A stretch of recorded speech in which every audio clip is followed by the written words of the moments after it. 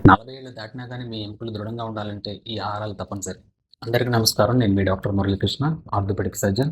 మనం రొటీన్‌గా తీసుకునే ఆహారాల్లో ఎక్కువ కాల్షియం నిష్పత్తి ఉన్న ఆహారాలు ఇవి.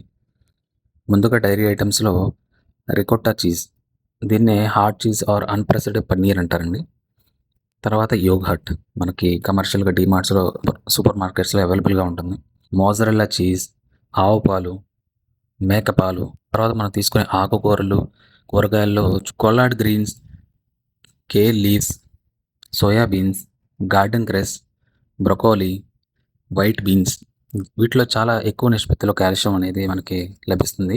లో సార్డెన్ ఫిష్, వీటిని కవ్వలు అంటారు. సాల్మన్ ఫిష్, రోగు చేప, వీటిలో ఎక్కువ కాల్షియం అనేది మనకి లభిస్తుందండి. ఇదే కాకుండా ప్రాసెస్డ్ ఫుడ్ ఇష్టపడే వాళ్ళకి పిజ్జా కానీ, పాస్తా విత్ చీజ్ కానీ, వీటిలో కూడా కాల్షియం ఎక్కువ ఉంటుంది. ఇలాంటి హెల్త్ ఇన్ఫర్మేషన్ కోసం మన ఛానల్ సబ్స్క్రైబ్ అవ్వండి. సర్వేజన సుప్రభావం.